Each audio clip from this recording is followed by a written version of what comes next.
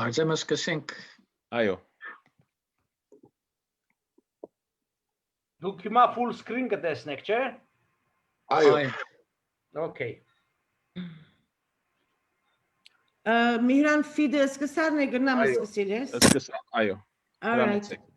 Okay, thank you.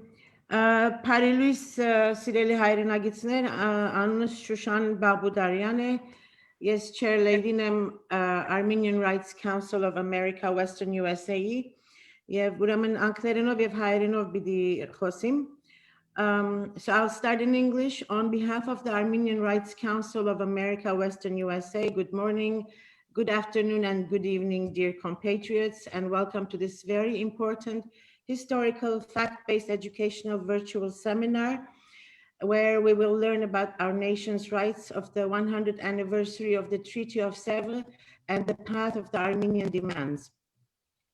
Today's event is sponsored and organized by the Armenian Rights Council of America, the Armenian Democratic Liberal Party, in collaboration with the Los Angeles Metro chapter of the Tekeyan Cultural Association. Հարկելի դիկնայք եւ բարոնայք, բարեկալուս կմաղթենք ձեր բոլորին եւ շնորհակալություն մեզ միանալու առիթով, այսօրվան դեսաժողովը տասախոսություն եւ հրաբարակային քննարկում հովանավորությամբ եւ համագործակցությամբ գազմագերբված երամգավար ազատական գուսակցության հայ իրավանց խորհրդին եւ Թեքեյան մշակութային միության մեծակույն Լոս Անջելեսի մասնաճյուղին։ Նույնը Սևրի Թաշնակրի 100 ամյակը եւ հայոց բանջարդիրության ուղին է։ Փանախոս հայրենի ծանոթ պատմապան Տիվանակետ եւ Մոդես Վևենդիի հիմնադիր նախագահ Դիար Արա Բաբյան։ I would like to take a few moments to read the biography of our distinguished diplomat Ara Bapyan, head of Modus Vivendi Research Center since March 2006. Born in Yerevan, Armenia on June 6, 1961, Ara Bapyan has successfully graduated from the Department of Oriental Studies of Yerevan University in 1984. He completed postgraduate degree course of studies in Armenian history at Yerevan State University in 1989. In 1994, Mr. Bapyan graduated from the Moscow Diplomatic Academy and in 1998 from the NATO Defense College in Rome. In 1999, he completed a course in public diplomacy at the Oxford University, United Kingdom. His professional experience as a diplomat has been in the Ministry of Foreign Affairs of the Republic of Armenia. Ara Bapyan was the ambassador extraordinaire and plenipotentiary of Armenia to Canada from 2000 to 2006. Prior to his appointment to Canada, he was the spokesperson and the head of Public Affairs Department. His previous position with the Armenian Foreign Ministry were as second secretary to the US and Canada division of the American Department from 91 to 92. Head of the Iran division of the Middle East Department from 94 to 95, and head of Security Cooperation Division of the Security Issues and Arms Control Department 97 to 99. Mr. Bapyan was previously posted to the Armenian Embassy in Tehran, Iran from 92 to 93 as a second secretary, and the Armenian Embassy in Bucharest, Romania from 95 to 96 as a second secretary and charge d'affaires in 1997. Prior to joining the Armenian Foreign Ministry, Mr. Bapyan was a professor of the Armenian language and literature at the Melkonian Educational Institute in Nicosia, Cyprus in 1981 to 92, and then 84 to 86. Mr. Bapyan served also as a military interpreter translator in Afghanistan. He is fluent in Armenian, Russian, English, Persian. Mr. Bapyan is married with 2 sons. So we respectfully ask that you utilize the chat box for all questions you may have, and our moderators will read them to our distinguished guest at the end of his presentation. At the end of the presentation, you also have the option to raise your hand icon to ask a question if time allows. So please enjoy, and without further ado, I will turn the microphone over to our distinguished diplomat, Ambassador Ara Papian. Շնորհակալություն, thank you. Good morning, everyone. Good evening. In Yerevan, it's already evening.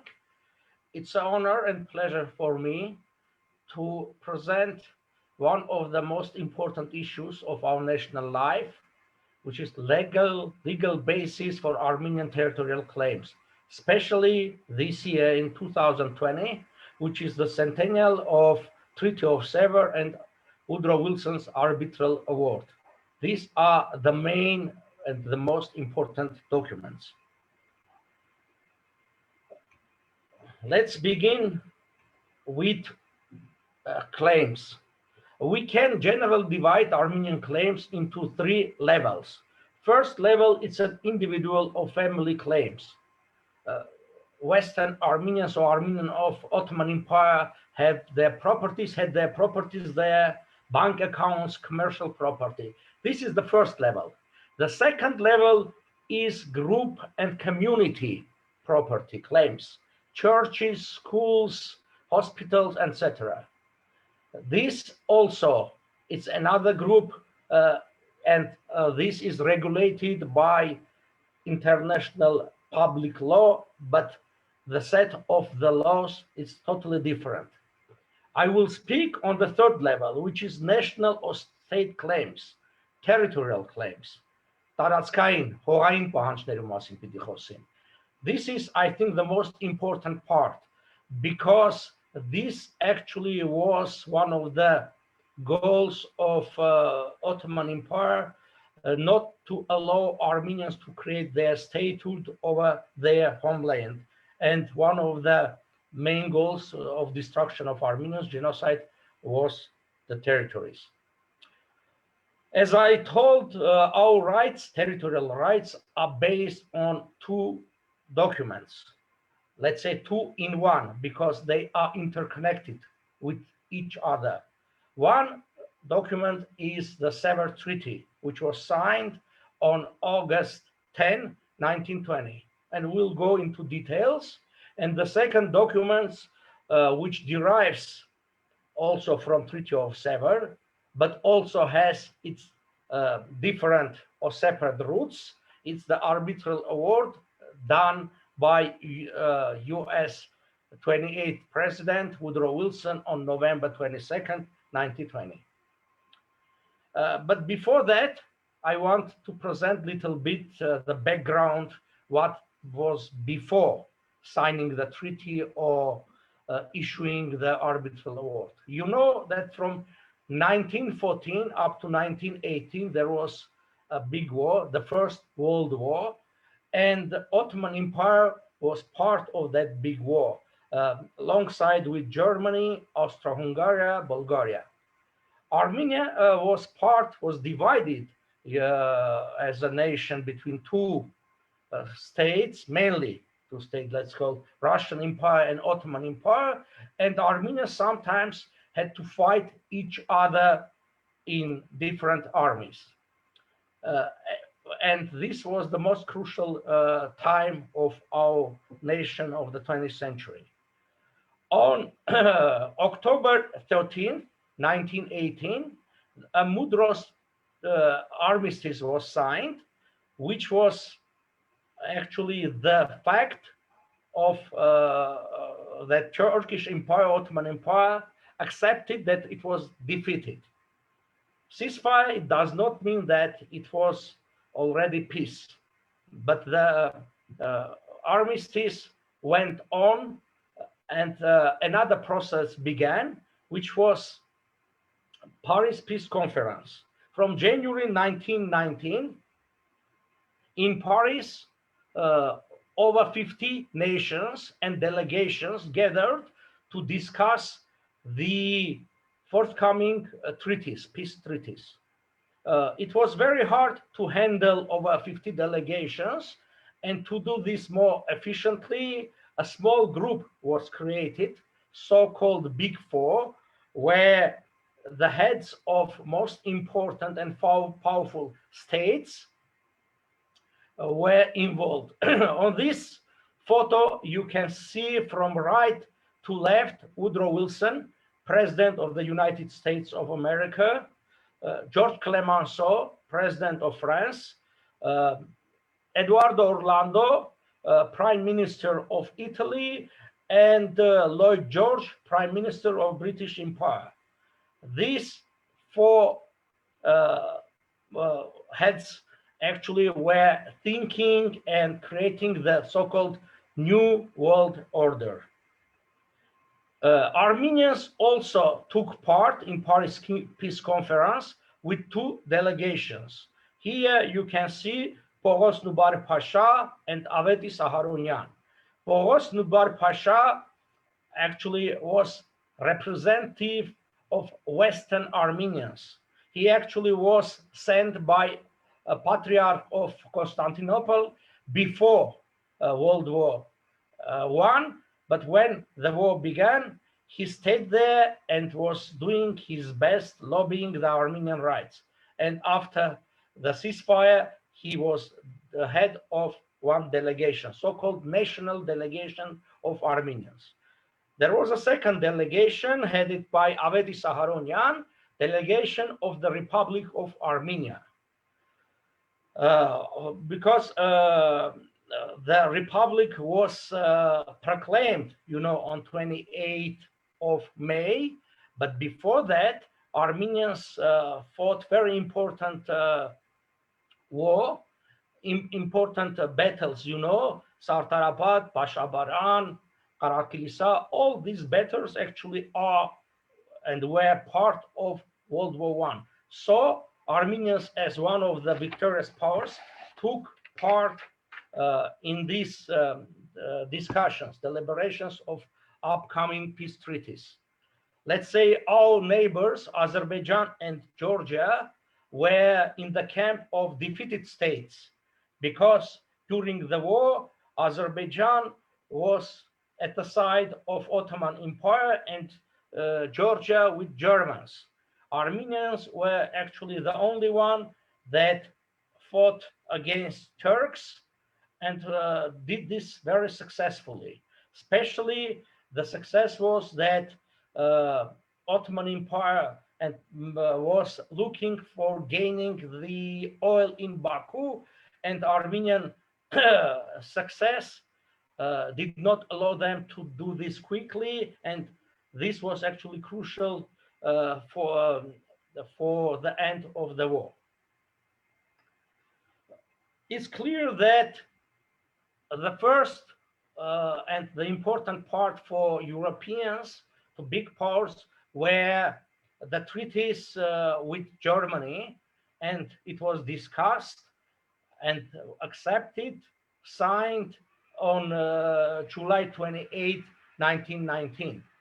Then the peace treaties were signed with separately Austria and Hungary, Bulgaria, and unfortunately for us, at the end, only in February 1920, big powers and Paris Peace Conference began the deliberation of peace treaty with Turkey.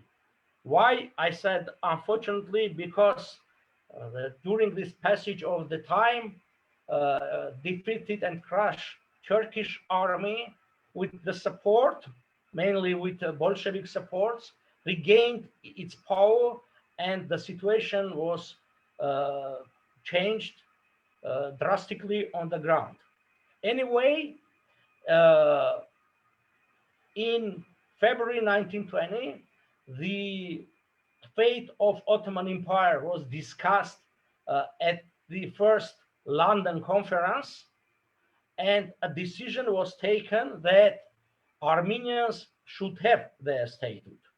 Because when we look from our distance, it's normal and natural for us that we had to have our statehood, but it was not clear because many nations were rejected. But already Armenian statehood was recognized by Paris Peace Conference members on January 19, 1920.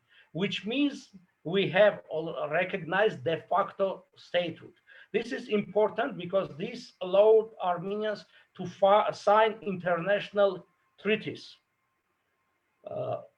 Next meeting was in San Remo, Italy. It was the most important from our point of view. Here you can see that two very important issues were included in a letter from Big Three and sent to Woodrow Wilson, President of the United States. The first issue was that Paris Peace Conference asked United States to accept a mandate over Armenia. You know that after World War I, there was a special system governing the territories, so-called under-mandated territories. Let's say Syria was given to France, Jordan and Palestine to British Empire, and so on. The Armenian mandate was given to the United States, which unfortunately was rejected by Senate voting on June 1st, 1920. But also there was a second issue, a second request in the same letter, dated April 26, 1920. And this is important to remember the date, April 26. It was the request addressed to President Wilson to fix the border between Armenia and Turkey. Here you can see the official answer to that request. Already on May 17, Bainbridge Colby, the head of Foreign Affairs, or Foreign Secretary of the United States, sent a letter confirming that Woodrow Wilson is ready to act as arbitrator between Turkey and Armenia. So this was the first acceptance to be an arbitrator. The second will be with Treaty of Sevres. We'll speak about that a little bit later. After Wilson acceptance to be an arbitrator, in the United States, they put together a special commission, a committee, the Committee upon the Arbitration of Boundary between Turkey and Armenia. It was headed by William Westermann, professor from Wisconsin University. Also representatives from War Department and State Department, also from President administration, were included in this special committee. This committee gathered information about the real situation in Armenia, and there were big inquiries during that period. Before that, you know that special two delegations were sent to Middle East. One was King Crime Commission, sent to mainly to nowadays Lebanon, Syria, Palestine, Israel. And the second one, in September 1919, it was a special delegation headed by General Harbert, James Harbert, which traveled all over Ottoman Empire actually, and part of the delegation even visited Tiflis and Baku. So after gathering all this information and also a lot of deliberations, on August 10, 1920, Treaty of Sevres was signed. It was actually, the official name is Peace Treaty, but usually called Treaty of Sevres because it was signed in a suburb of Paris in Sevres. Here you can see the Turkish delegation while signing the peace treaty. Little bit about the treaty. The treaty has 433 articles.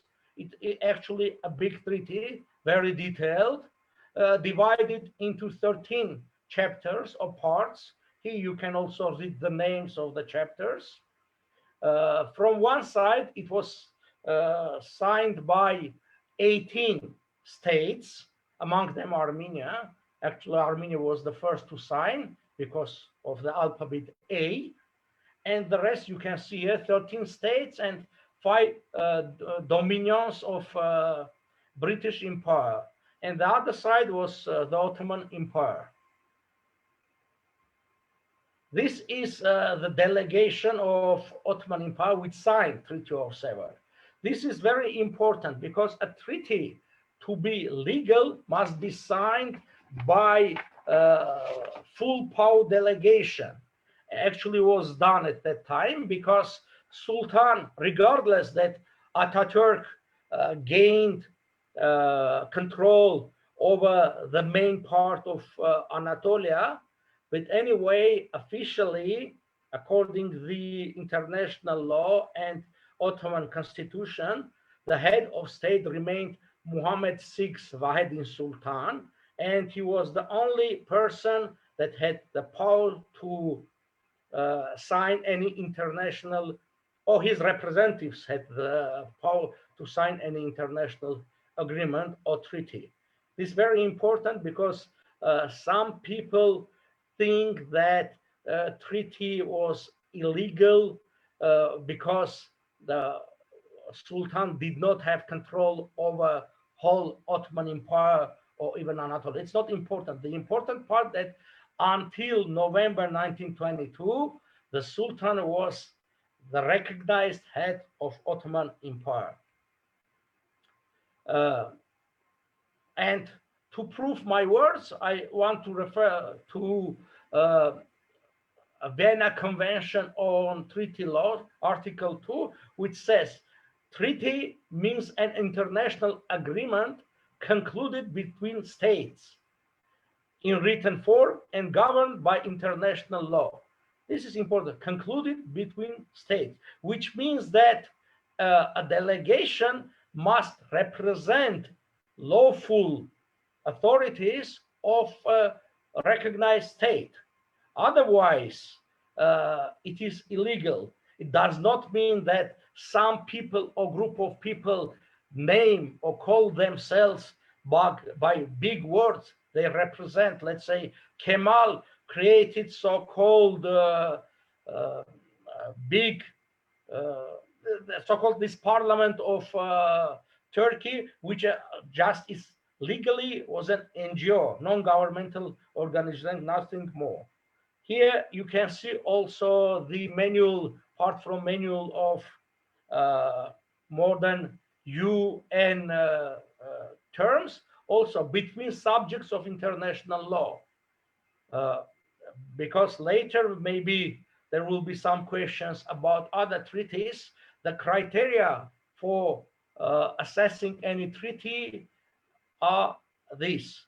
Was the document signed between the states or subjects of international law or not? From this point of view, Treaty of Sevres is a legal document, regardless it wasn't ratified. But also it's a binding document, because when we look on today's political map of Middle East, we can see all these countries were created, and the basis for them was Treaty of Sevres. First, they were mandated territories based on Treaty of Sevres, and then they became independent states. If someone thinks that Treaty of Sevres is illegal, this means that many countries, let's say Syria, Lebanon, Israel, Jordan, has no legal basis for them, for existence of them. Armenia has the same rights and the same basis as all these countries. In the Treaty of Sevres, there are two sets of articles that deal with Armenian issues. One is from Article 88 to 93, which directly deals with Armenia and Armenian territorial rights. And the second part or set of articles is from 140 up to 151, which deals with Armenian property, with converted Armenians to Islam, etc. The most important article for us, I see, is Article 89. Here you can see it in English and the translation into Armenian. By the way, the Treaty of Sevres was signed in 3 languages: French, Italian, and English, and the priority goes to French language if any disagreement. But anyway, English translation also was signed, and it's a equal document alongside with French language treaty. And here you can see that it says that Ottoman Empire, let's say, Article 88, by that article, Ottoman Empire recognized the Armenian statehood. This is important. 89, Ottoman Empire renounced all the rights of that territory which will be given to Armenia by the decision of Woodrow Wilson. And the border must be decided in the former Ottoman Empire villages Van, Bitlis, Erzurum, and Trabzon. And here in white you can see it's written to accept the decision thereupon, which means that regardless the Sevres Treaty entered into force or not, the decision, the arbitral award, enters separately. It's a separate document to accept the decision thereupon. Also, we have this reconfirmation of this position by Ottomans in the next article, which is Article 90. It's saying, as from the date of the decision, the same renunciation of title and right over the territory. On November 22, 1920, the arbitral award was done by Woodrow Wilson, and from that date, Armenian title fixed over the territory. Here you can see it's written Armenia.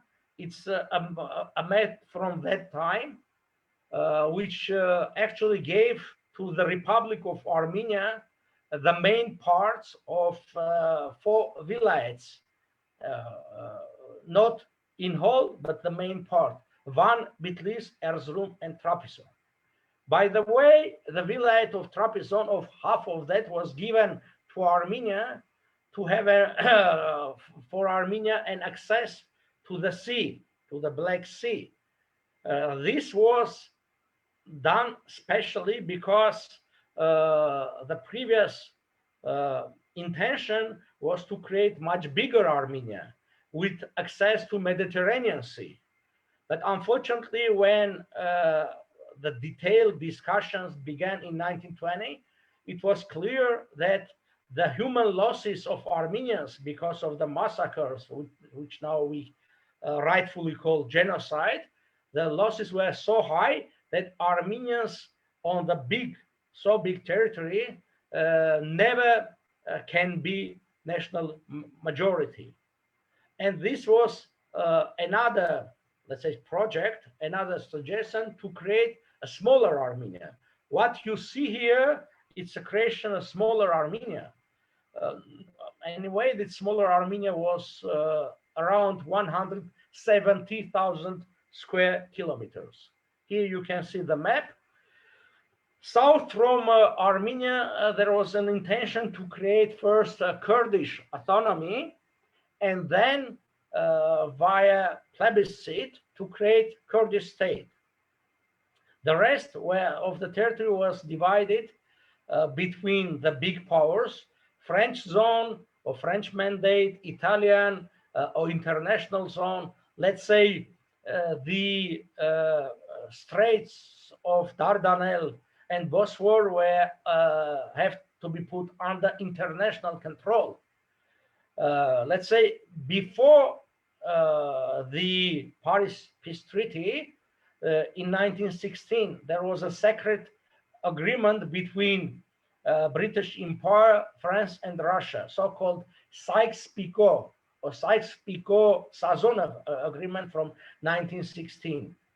And to Russia, it was given part of Armenian territories, which later became so-called Wilsonian Armenia, and also the Russian dream, actually, this part, very important part, which is Dardanelles, Bosphore, and Marmara Sea. But because Russia, because of Bolshevik coup d'etat, signed a separate agreement, peace agreement with Ottomans and Germans on March 3rd, 1918. So nothing was given to Russia during the Paris peace process and the treaties. So it was decided that Armenia must be independent and the strait have to go under international control. Here you can see, for example, it's Article 142, where it speaks about forceful conversion of Armenians into Islam and allows them to be reconverted into Christianity. Or let's say Article 144 speaks about so-called abandoned property, because as I spoke at the beginning, let's say of the second level and first level of our claims, these are directly these property issues, personal or family properties and community or group properties. According to the treaty, this right over the property was recognized by all signatories of the treaty, including Turks. Okay, I told that from San Remo on April 26th, a letter was sent to Woodrow Wilson. Then the special committee was created under Westermann. And this is the official answer to Treaty of Sevres, because we have two parallels going on, or parallel processes going on. One, Treaty of Sevres, another one, the arbitration. Treaty of Sevres was signed on August 10, as I told, but the process on arbitration was going on, and we have that on October 18, 1920, the official authorized copies of Treaty of Sevres were sent to and received by US officials, and Woodrow Wilson, as I told, did his final decision over the boundary between Armenia and Turkey. These are two first pages of arbitral award. This is the last page of the arbitration. Here you can see very important details. First is the signature of Woodrow Wilson, president.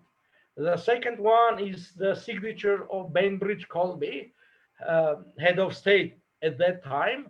And also you can see the Great Seal of the United States. And these details are very important because according to US practice and laws, when a document is signed by president and countersigned by a state secretary and sealed by the Great Seal of the United States, this document becomes so-called part of the law of the land, which is one of the most important documents of the United States. Usually, United States seal with the Great Seal of the United States one of 10, 15 documents, not more. This shows the importance for everyone of this decision. And for us, it's very important that this has no statute limitation, which means no time limitation. This will remain as US obligation as far as US will exist. And now a little bit about the essence of the arbitration. You can see here the red line is the official de jure border between the Republic of Armenia and Turkey. I would like to emphasize this is a de jure official border. It's not the border that somebody suggested. This was accepted by all members of the Paris Peace Conference. Actually, it was the whole world at that time, and also by the Turkish state. And because the arbitrations are binding documents and they do not need any ratification, because when you apply for arbitration, you accept with this application, which is called compromise, that you will accept, will agree with any kind of decision which will be given later. And because it was a binding document after November 1920, another set of maps was created by War Department of the United States in order to send a special commission to do demarcation of the border. Demarcation is the process when you put special pillars along the line that exists on the map, because the process is creating an official border has three phases. The first is allocation, when it's allocated some territories to country. This was done by the official letter of San Remo Conference and also by Article 89 Treaty of Sevres, where it was told or agreed with everyone that the border must be decided within the villages Van, Bitlis, Erzurum, and Trabzon. This is process of allocation. The second phase is delimitation, when you have the border, the exact border with the description of all this on the paper. You agree all details on the paper. And the second phase is demarcation, when you send a delegation to put the pillars there. And these all the details are very important because it shows that for everyone, including the United States, this decision was already in force, and they printed these maps. You can see that the line was divided into 19 parts, and 19 maps, special maps were printed. They used an Ottoman map for background. You can see the Arabic letters, the Ottoman, which was used by Ottomans as well. And the 19th, let's say, page or plat of the map, which ends with the access to Black Sea. Here you can see Kesap or Keshap, a city. This actually is west to Trabzon. This was one of the important parts, because actually the compromise within the itself has three parts: to define the border, to give access Armenia to the sea, and also to have demilitarized zone alongside the border with Turkey, which was 50 kilometers there. I was telling that the arbitration is final and binding, because here you can see the Hague Convention, which was signed and ratified also as with Ottoman authorities at that time, which says that the award duly pronounced and notified to agents of the parties settles put to end the dispute definitely and without appeal. Definitely and without appeal. This shows that when it was accepted, it definitely it's not a treaty that can be renegotiated. It's actually a court decision which has no application. So we can say that from legal point of view, on this territory, which is written Armenia, is the, let's say, the title of Armenia is fixed and stayed there over all this period, regardless it was occupied by Turks in 1920. It has the same status as, let's say, part of northern Cyprus, which was occupied by Turks in 1974. Nobody can now says that because it's occupied and controlled by Turks, it's not part of Cyprus. The same with Armenia. This, at least for 10 days, was part of Armenia. It was accepted by everyone, including the Turks. And regardless, 70 years that passed over that period, and then Armenia regained the independence, Armenian title remains over the territory. There is a misunderstanding. Many of Armenians, even Armenians, not speaking about others, they think that the modern Armenian Republic is the continuation of the so-called Armenian Republic of Soviet time. No. The Republic of Armenia modern is the continuation Irava Hajort or Sharnaguchun of the only republic that we had, which was recognized internationally. It was the republic which exists de jure from January. De facto, it exists from May 1918 up to December 1920. But also, it was recognized and de jure exists from January 1920 up to December 3rd, 1920. So with these decisions, the Armenian modern time borders are this that you can see. This red line is the border. Okay, I spoke 35 minutes. What will go? We proceed with Q&A, or I can speak a little bit about the borders of Armenia and Azerbaijan, which has not directly involved in the Treaty of Sevres, but it's included as an attachment in the arbitral award.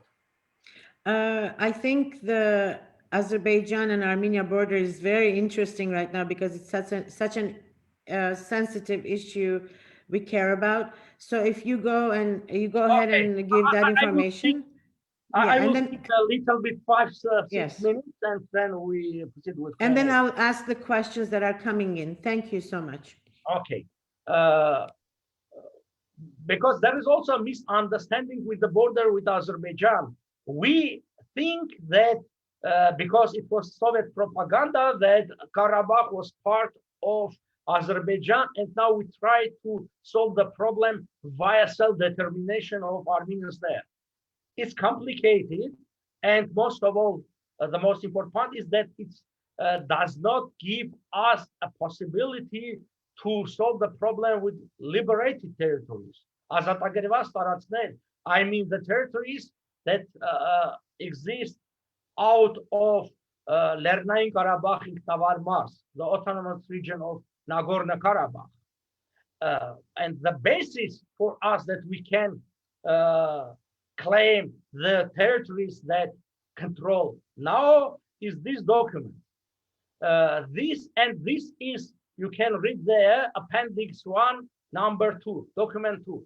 This was included in the arbitral award of Woodrow Wilson, And it says that a special committee was created by Council of League of Nations, and three major powers or big powers were part of this special commission: British Empire, Italy, and France and Japan. Four countries. And this was the highest authority at that time in the world. Council of League of Nations. It's the same as Security Council of nowadays. And it created this special committee on the borders of Armenia. And this is the map that created by that special committee. You can see some other options with Turkey, the border, but the important part is the eastern part with borders with Azerbaijan. And you can see that not only Nagorno-Karabakh or the mountain part of Karabakh belongs to Armenia, but also the lower part of Karabakh, or Dashtain Karabakh, or Gardman belongs to Armenia. This is the decision which was taken by the highest authorities of that time.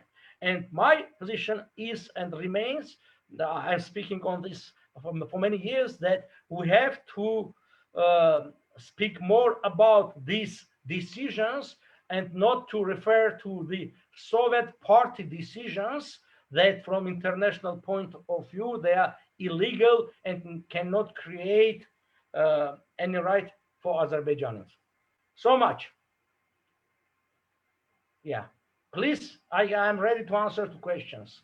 Okay, so we have some questions in the chat box, and I have a few that was emailed to me. So I'm going to read the ones that were emailed to me first, and then we can go to the ones in the chat box. Thank you. So question number one, next year, 2021, marks the centenaries of the infamous Moscow and Kars treaties. There is a widespread opinion that these treaties annulled the Treaty of Sèvres. What can you say about that? That was number one. Yeah, yes, next year we'll commemorate the centennial or centenaries of this Moscow Treaty, which was signed on March 16, 1920, and Kars Treaty, which was signed on October 13, 1920. And with these treaties, let's say, the big part of the Republic of Armenia was given to Turkey as well to Azerbaijan. Article number 3 of Treaty of Moscow gives Nakhichevan region to Azerbaijan as a protectorate under that country, not as a part. But the document is illegal, as well that the Treaty of Kars illegal, because as you remember, I showed the Vienna Convention of Treaty of Laws, Article 2, which says that a treaty is a written agreement between the states or subject to international law. At that time, 1920, not the Russian Federation, the Bolshevik Russia, and neither Kemalist Turkey were recognized as states. In Turkey, Muhammad VI remained the head of the states, and the Russian Federation wasn't officially recognized until 1924. And on the territory of Russian Empire, a lot of, let's say, states or quasi-states existed. And one of the states were the Bolshevik part. So next year, we'll have to pay more attention on these two treaties and show the illegality of these documents, because it's very important. It's the same category of documents as Ribbentrop-Molotov agreement was from 1939. Okay, Yes. Thank you. Let me go to the next question, and that is, can the Armenian claims be based on the recognition of the Armenian genocide, please? Oh, no, because genocide has nothing to do with title to territory. There is a less widespread misunderstanding about Armenians. If Armenians force Turkey to recognize the genocide, Turkey will return the property or the territories. Property may be yes, if you can go through the courts and prove your ownership over that property. But it has nothing to do with territories. The territories are based, or the title over the territories are based on international documents. When we say international, we have to understand these are interstate documents. It's nation state. Միջպետական, because there is a misunderstanding that people, especially in Armenian nation, understand as միջազգային ազգերի միջև. Միջազգային means պետությունների միջև, between the state. No, I think the misunderstanding comes from Jewish experience, because Israel was created after Holocaust, and Israel until now receives compensation from Germany. They think that it's based on the Holocaust. No, it's based on international agreement, so-called Luxembourg Agreement from 1952, that Germany agreed to pay to Israel in order to relocate these Jewish families that were spread all over the world because of the Second World War to Israel. Nothing more. It's not a blood money. It's not compensation for blood or genocide. Summarizing, I can say that recognition of the genocide is a moral satisfaction, but it has no legal base. It cannot be as a legal base for territorial claims. Territorial claims can be based on arbitral award of Woodrow Wilson. Okay, thank you so much. So number 3, who owns the rights over Western Armenia? There are several so-called presidents, governments, and parliaments of Western Armenia. Can they file a lawsuit against Turkey, please? Yes, I mean, saying yes, I mean, no, they can't, because they are NGOs, no government organizations. During last years, 3 or 4 so-called Western Armenian governments were created. I know one in Moscow, one in Paris, or 2 in Paris. One actually was in Los Angeles as well. I know one, King of Armenia. Today, a guy wrote me that he is King of Cilicia and so on. No, they are NGOs. The name, if you name your non-governmental organization the government of Western Armenia, does not mean it's the government of Western Armenia. I mean, if I name my modus vivendi a government of France or the United States, it does not mean that it will be as a government. To be a government, you must be recognized by the other states. It's not only the proclamation, not only the de facto control of some territories, because you can control, but your rights will not be recognized. As I told that Kemal was controlling over Anatolia for many years, but his rights were recognized only in 1923. The same with Bolsheviks. They controlled the big part, the major part of Russian Empire, but they were recognized as official authorities of that country as a government only on February 1st, 1924. So in order to represent and to claim territories, you must be recognized government. We have only one statehood, Armenian state. It is the Republic of Armenia. And the rights belong to the Republic of Armenia. You can read, as we can find that slide, that it says it belongs to the Republic of Armenia, not to Republic of Western Armenia. And there was actually never being a Western Armenia as a legal entity. Yes, it was a geographical part of, let's say, Ottoman Empire, but as a legal entity, as a statehood, it's never existed. So only the Republic of Armenia can claim the territories. Okay, thank you. Thank you. We have more coming in through emails, and we're not going to go and read all 50 of them, but I'm just going to go through the first come, first served basis.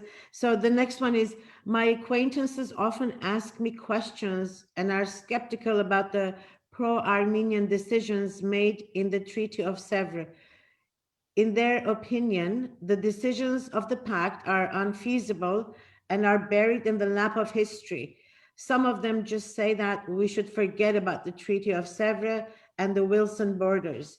How would you respond to such thinkers? This is from Mr. Minas Kocayan. Yes, maybe some people will think so, but for me, the Treaty of Sèvres and arbitral award are binding documents according to international law. It's not only my opinion. Let's say it's the opinion of U.S. Senate done in 1927 when there was a special decision declining the treaty between Turkey. And the most important argument against the acceptance or ratification of the treaty was that the arbitral award remains in power and we cannot sign with Turkey a treaty which undermines or violates the arbitral award. Okay, Armenians for at least half a century were fighting for recognition of Armenian genocide. Okay, in this case, we have to say why we are doing that. Only to be as victims, to show everyone that we were killed, raped? No.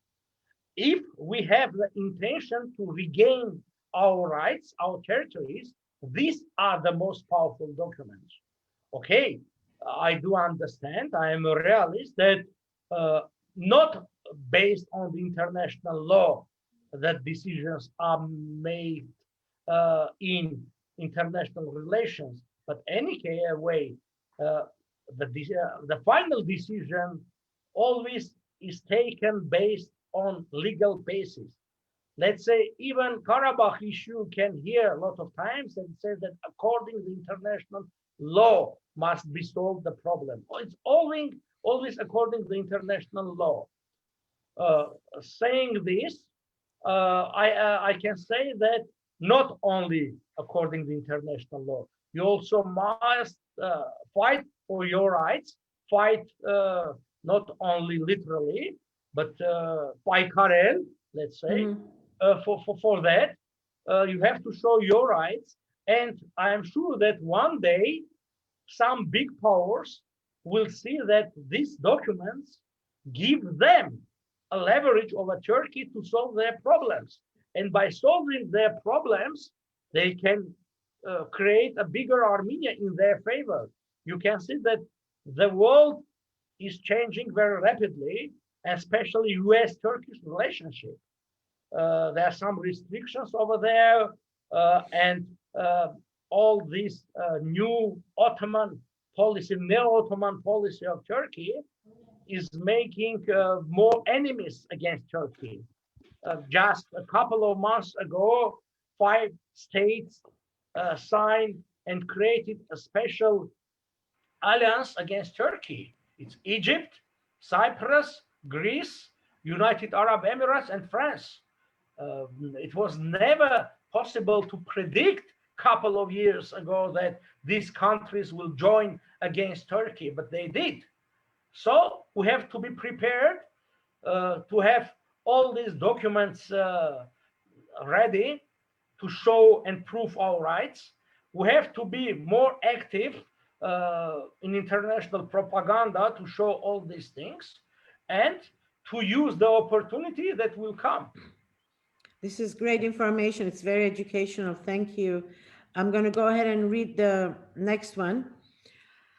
Let me see. I agree, Mr. Babian, as you have been a very strong advocate that the Treaty of Sèvres and the Wilsonian arbitral decision provide legally based, solid starting arguments to pursue the Armenian cause and our demands for reparations much more effectively than through the pursuit of the recognition of the genocide by any and every different country, as it has been done so far. Given the above, how would you suggest that we in the diaspora, and in particular, one or all political parties, significantly the Ramgavar Party, should or could organize an important action group to initiate such a movement? Would you be willing to take an important leading role in such an action? Good luck, it says Arshavir. Okay. When you have a dispute and your decision is to go to court, what you do at the first stage? You gather all your documents and create the body of evidence to prove that that property belongs to you. Will be the house or a piece of land or something. And let's say, why I'm saying going to court? Because for me, the only way to defeat Turkey by Armenia is in the court. We have to be realistic and see that we cannot defeat Turkey militarily alone. Maybe with our allies can, but now I'm speaking that Armenia alone or with Armenians. But anyway, we cannot do it by military power. We cannot do it by economic power. We cannot do it by political power, but we can do it in the court. And we can see a lot of precedents that smaller countries defeated bigger ones in the court, especially our rights are based on really solid base. And to do this, we have to put together this. You can see several volumes, Near and Middle East titles, Arabian borders. Here you can see Near and Middle East title, Israel, boundary dispute with Arab neighbors, 4664. You see, Israel, with largely has based claims on military power, but anyway, they put together all these documents because you have, as I told, finally you have to solve the problems on the legal basis. Will be done at the first stage by military power or not? Anyway, the finalization must be based on international law. So even Israel and Arabs are doing this. First stage, what we have to do, the Armenians, we have to find all these documents that will enhance our rights, will empower our claims, and put all this together. Actually, the arbitral award is one part of this. I have gathered a lot of photocopies of many important documents, over 360 kilos, tens of thousands of books. But to do this, it's impossible to do alone. Yes, I am ready to lead this process, but to do this, we have to have a well-funded center with at least 5-10 people there, specialists and also aides there to support this. And first to come with this kind of set of documents, and then the second part or second stage to have a legal assessment asked or requested from famous international lawyers. And after that, when we will be prepared to go into court, which is International Court of Justice in Hague, go there. And the claim must be not the territories. The question must be, is the arbitral award done by Woodrow Wilson in force or not?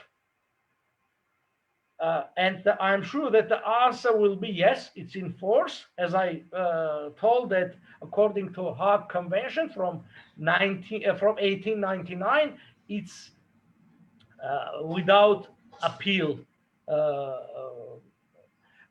so without any time limitation. And getting from the Hague Court a decision that the arbitral award is in force, with this decision, which is binding for Security Council and all members of UN, United Nations, we can go into Security Council and request, ask, and claim them to take steps to fulfill their international obligations. United Nations has 6 bodies. Only 2 have the right to make binding decisions. The highest political body, which is Security Council, and the highest juridical body, which is International Court of Justice. And the decision of the court is binding even for Security Council. I see this is the only realistic way to find a solution for our territorial claims. Excellent, thank you. Let me go to the last emailed question, which is in Armenian. It says, Hart, ինչ պետք է անի յուրաքանչյուր սպիրկահայ եւ հատկապես ամերիկահայ հասարակական քաղաքական մշակութային գազམ་ագերբություն առանցինահատ արավելակույնս մաս կազմելու նման նվիրակույն պատմական հարցափաստի իրականացման համար։ Ագարձեմ, this is the same question you just responded to, so yes, you can pass that one. You see, in Yerevan we have Matenadaran, which is, what is Matenadaran?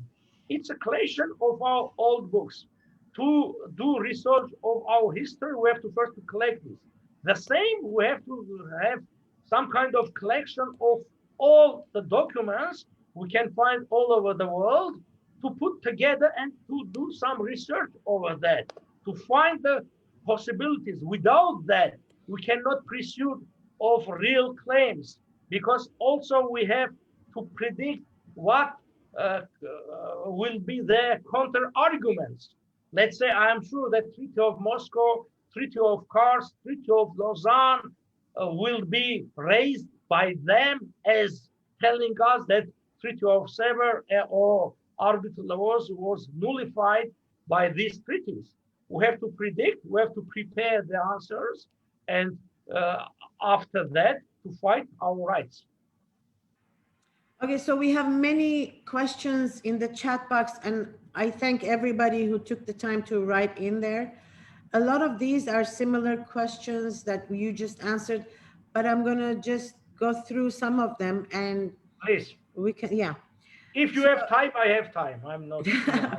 I think everybody's very interested, and this is amazingly educational and very informative. So yes, so I have one from Antranik Tutuyan. Let's say the Treaty of Sevres is accepted by UN. What does it give to Armenia? UN has accepted the Palestinian state also, but we all know about the dire situation of Palestinian people. What is the point of ratification of Treaty of Sevres if it cannot be implemented? It can be implemented. To do this, we have to find extraordinary solutions, because the problem is that there are no actual Armenians living in Wilsonian Armenia, or they are hidden Armenians, but openly Armenians. And the populations over there is 6.5, 6.7 million people, mainly Kurds. We can have a solution that part of the Republic of Armenia can be directly given to the Republic. I mean, Kars, Igdir, with access to sea, because only 700,000 people live there, and actually half of that will emigrate if the title will be changed. And over Wilsonian Armenia, there can be a period for, let's say, for 20 years, intermediary period, when the local Kurds will not gain any citizenship, including the Armenian, not to vote and create their statehood within or from within the Armenia. And this part can be international condominium. What is international condominium? It's the part which is ruled by two or more parties. We have a small state, Andorra, between Spain and France, which is international condominium governed by this France and Spain. It can be such kind which will be governed by Armenia, by Turkey, also by an international border, by international committee to have control. Let's say at the beginning of World War I, there was a special commission and a project done by a Russian diplomat and agreed by the others, so-called reforms in Armenia by Andre Mandelstam. And the idea of this was to divide 6 Armenian villages into 2 parts and to have European governors there, one from Norway and one from Holland, Hof and Westernen. And only the World War I actually did not give the possibility to fulfill it. We can go on with the same project, which was stopped over 100 years ago. Well, and we cannot put a parallel with Palestinians. The Palestinian issue is totally different. Let's say there was a decision to create Palestinian state, and the events that came after that changed the total situation. And there is no arbitral award. This is the most important part. The decision of UN, it's another case. Decision can be changed. It was changed several times, but the arbitral award cannot be changed. This is the most important part. I mean, this is a court decision, which is binding decision for Security Council. The decisions done by UN, it's a recommendation. The General Assembly has no power to bind any states. It's a recommendation. It's a suggestion. And by the suggestion, you cannot solve any problem. Yeah, so much. Okay, thank you very much. We have many questions, but I'm trying to go through the ones that you already addressed. Give me one second. Some claim that the Treaty of Louisiana. Lausanne. Lausanne. I'm seeing things now. Did away with canceled, replaced several. Any thoughts on that? This is from Paro Asturian. Okay. No, it is a widely spread misunderstanding. Treaty of Sevres was signed by 18 states from one side and Ottoman Empire from the other, which means this binds all 18 states. Treaty of Lausanne, it's totally a different, it's not a peace treaty of World War I. It's a treaty which ended the war situation between Greece and Kemalist power or Turkey. It was signed on July 24, 1923, and was signed by 7 states. First, Armenia did not sign the Lausanne Treaty, which means it has no binding power over Armenia. Armenian powers remained in Treaty of Sevres and, most importantly, in arbitral law. Treaty of Sevres, Lausanne binds only the signatories of parts to the treaty. Secondly, you cannot find any mentioning of Treaty of Sevres in Lausanne Treaty. When people say that Lausanne Treaty changed, abolished, or nullified Treaty of Sevres, my question always is, please show according which article it has done. There is nothing there. You cannot find even a mention of Treaty of Sevres, Treaty of Lausanne. And the third argument is that by Article 16, the Treaty of Lausanne recognized that all the arrangement, it's important, it's not treaties, it's called arrangements, are in power, which means that a word can be an arrangement, and the territories that are signed or assigned to Turkey by Lausanne, this part is Turkey. The others that are not mentioned as part of Turkey, they are not. So you cannot find in Treaty of Lausanne anything about Armenia-Turkey border or about border with Iran or with Georgia. Why? Because the decision already was done before that, 3 years before that, by arbitral award. And I also mentioned that in 1927, this was discussed in the Senate, and no rejection was and no against the arbitral award. Even many senators were in favor of Turkey. This shows that Treaty of Lausanne, nothing has to do with Armenian territories. Okay, thank you. I'm still laughing about Louisiana Treaty. Yeah. I'm sorry. Okay, so we have a question from Hrant Vartspedian. It says, I met Ambassador Papian in Geneva in 2010 during the Armenian Lawyers Corps meeting, which was organized and sponsored by the International Organizing Committee for the preparation of the Western Armenian National Congress, where the ambassador and Mr. Suren Seraydarian discussed the National Congress concept and idea. My question is, what are your thoughts today on the Western Armenian National Congress that still meets and operates through yearly meetings? When they approached to me, I do not remember, maybe 10 years ago, it was for sure before that Geneva meeting, asking me to cooperate with them, I asked 2 questions. I said, I need clarification for 2 very important issues. Will you prove that or not? The first, on what legal base is based your claim to represent Armenians or Western Armenians or Western Armenia? How can people gather together and say that we are representatives of Western Armenians or Western? There is no legal base for this.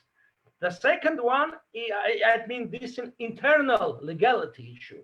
The second one was the external legality.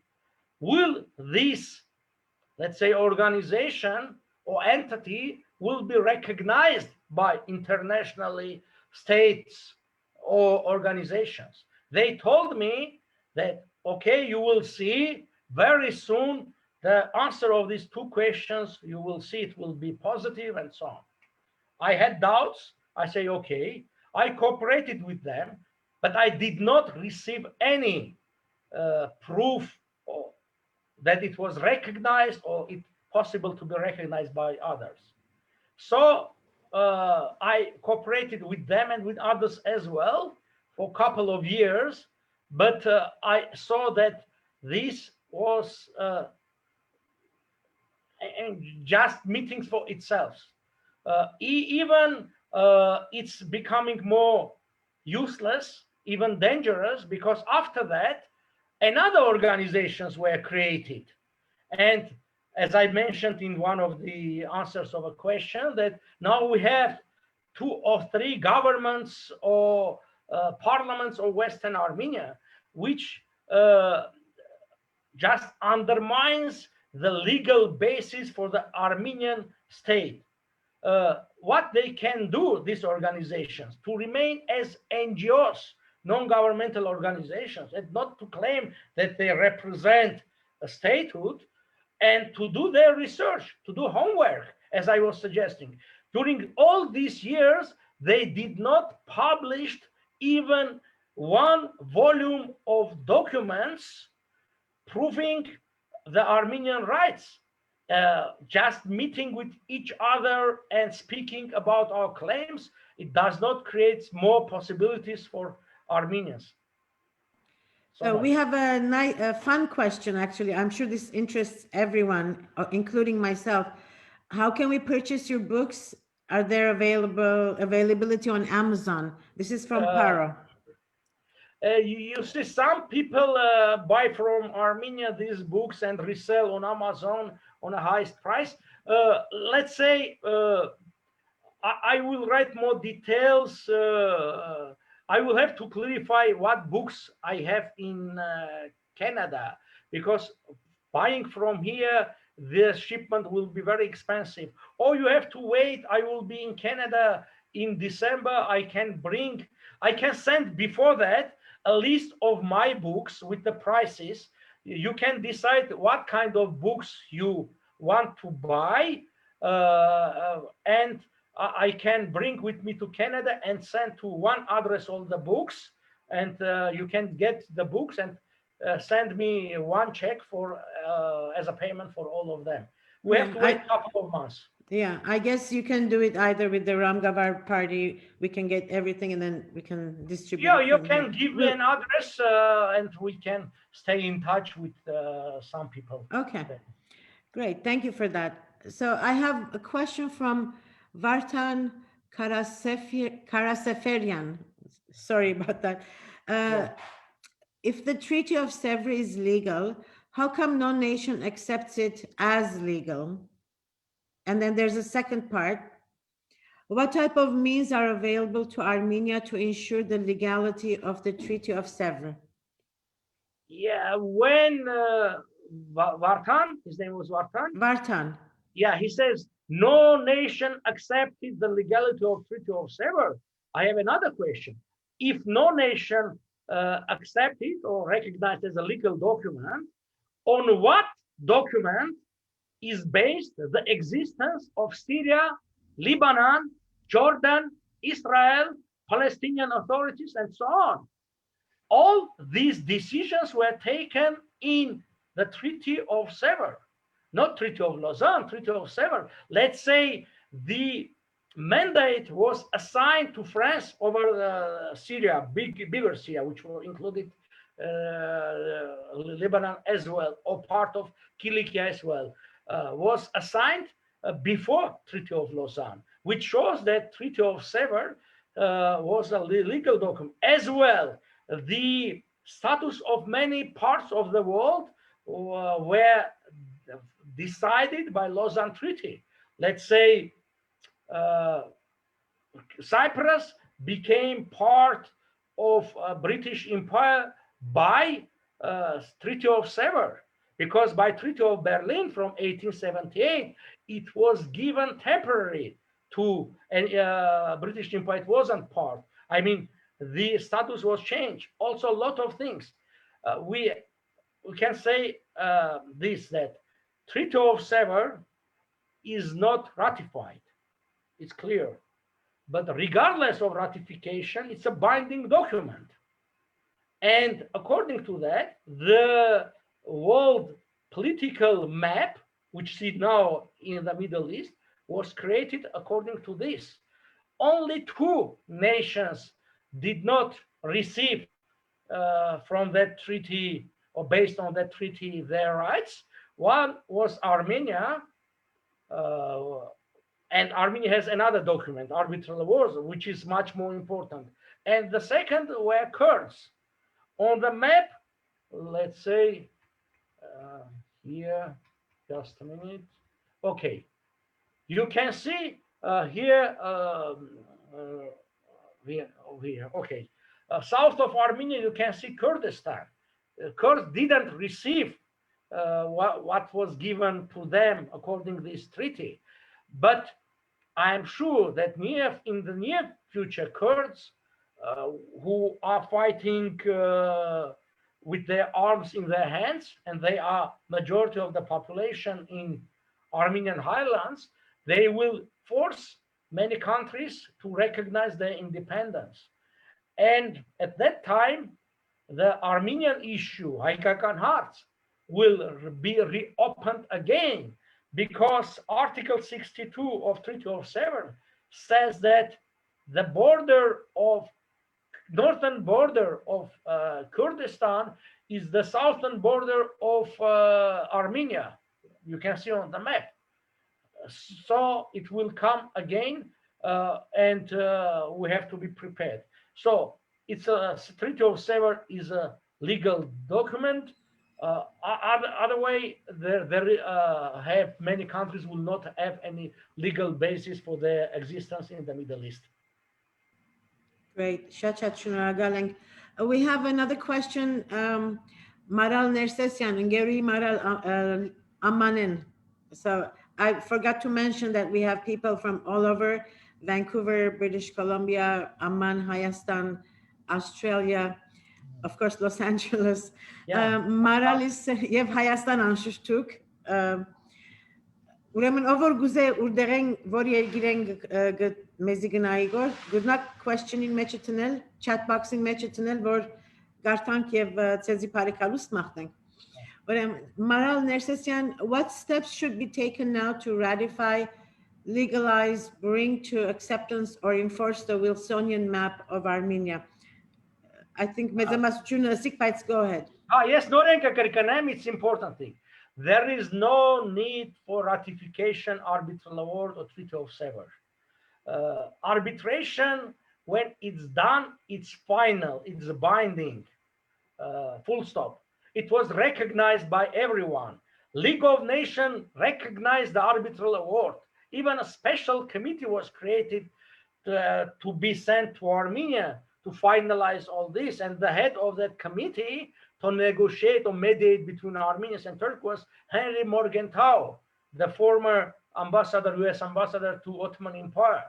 But the problem was that already at that time, in the December of 1920, there was no Armenian statehood. When we speak about Soviet Armenia, we deal with this issue saying that, okay, Armenians have really good economy or other, let's say, rebirth of Armenian nations. It may be, I don't know. It depends. But the problem is that there was no statehood. Soviet Armenia was never a state. It was part of an administrative unit of Soviet Union.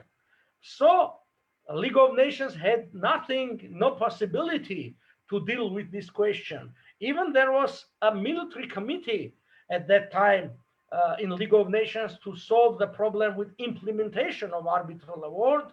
At the head of the committee was French General Foch, later became Marshal Foch and so on. And the idea was to put together 32 military divisions and to come from north and from south, from Trabzon and from Iraq, and close the border with Turkey along that red line that you can see here. But because there was no statehood, the issue was put to freeze, let's say, status. So the only way is now to get reconfirmation, not confirmation, reconfirmation of the arbitral award from the court that it's in force, not to be sure that it's in force. It's clear that the document is in force. Gaining the decision from international court, it will be a binding decision for other members. We will ask that decision to go to Security Council with this document. Otherwise, we have that the rights, but how we can implement? There is no way. The only way is to force Security Council to try to take some steps to force Turkey to find mutually accepted solution of Armenian territorial claims. Okay, Shunagaling.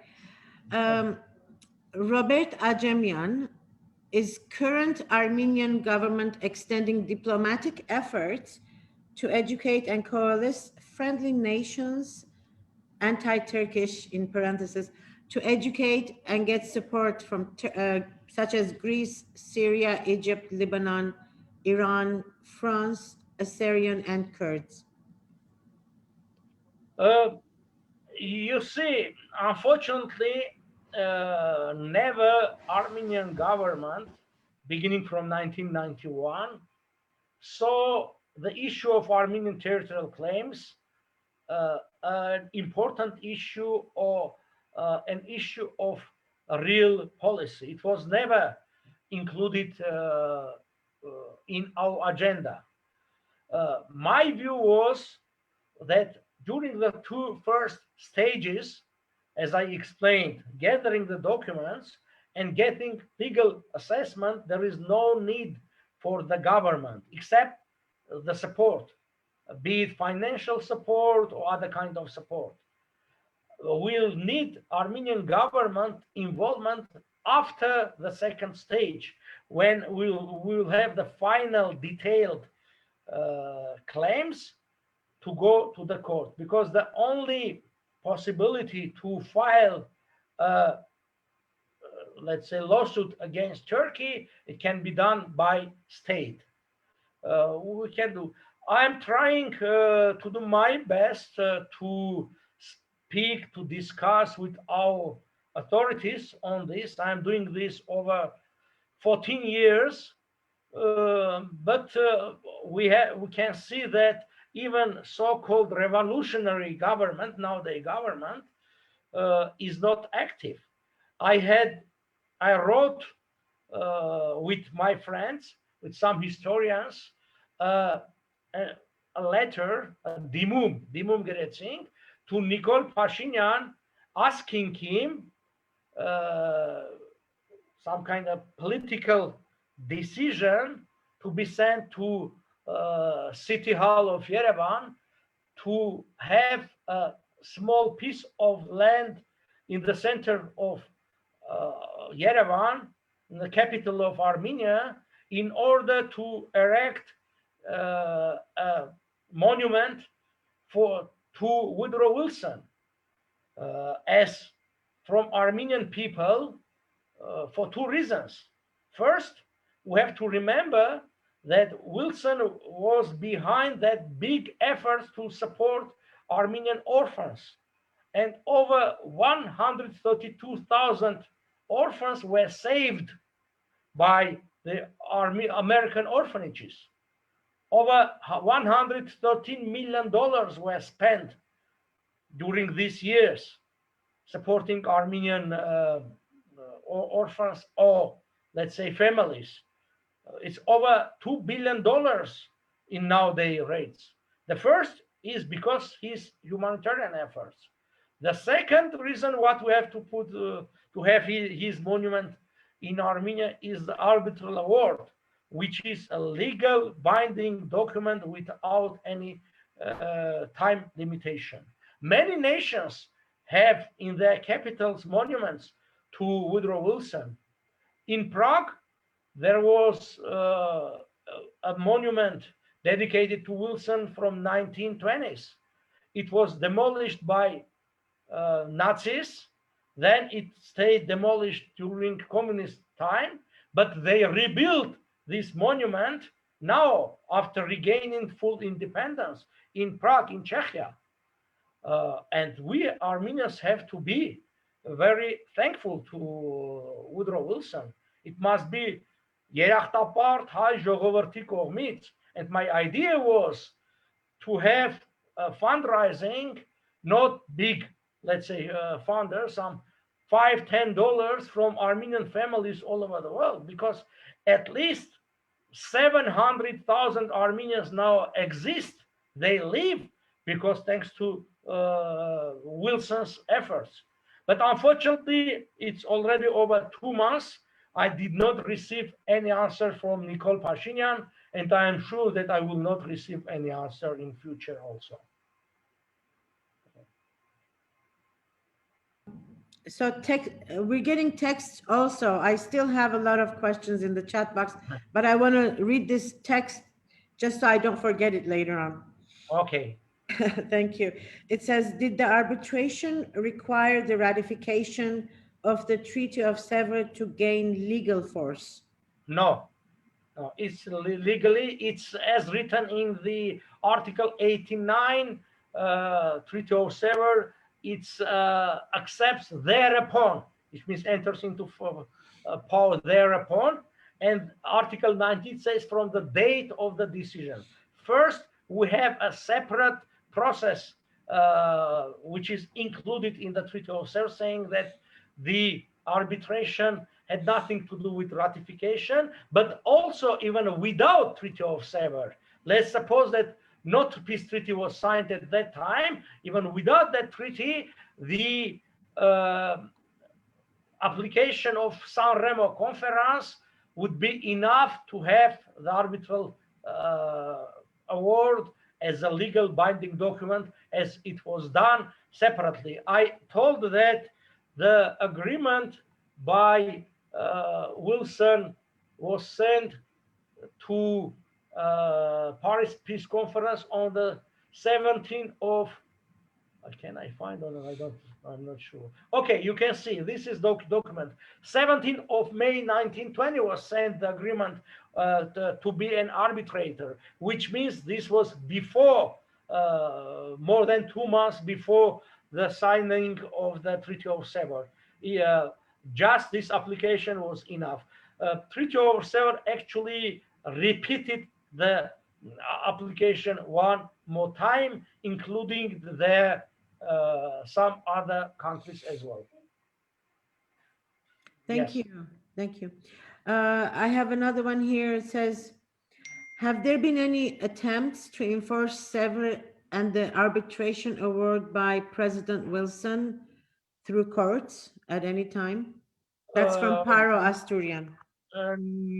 No, because the arbitral award was done on November 22nd, 1920. At that time already he was really ill. He had a stroke before that, even a year before that. And also in 1921, he was representative of Democratic Party. He was defeated and died in 1924. So by him, there was no attempt to implement. But by US government, by the Senate, I told in 1927, there is another Lausanne Treaty, not the big one, a so-called bilateral Lausanne Treaty signed between United States and Turkey. And the goal was to reestablish the diplomatic relations between Turkey and United States, which were severed in April 1970. And you know that according to the Constitution of the United States, any international document must be accepted by US Senate. And when US Senate discussed this US-Turkey agreement on the diplomatic relations, it made a decision that it cannot be done because it violates the arbitral award, which means it was second time reinforced by the Senate by its decision in 1927, 18th of January, saying that it's still in force. So much. Thank you for that. So I have another question from Irina Varjabedian. So what happened that after the Treaty of Sevres that changed the agreement and took back the lands? I'm assuming she's saying, okay, so if we did get the lands back, or I'm not sure. Okay, well, if the question is what we will do if we'll regain the territories, maybe this is the question. I'm not sure what was the question. Well, let's say, suppose that the question is that, okay. I can read it again, just so we are sure. So, so what happened that after the Treaty of Sevres that changed the agreement and took back the lands? Okay, maybe why it wasn't implemented.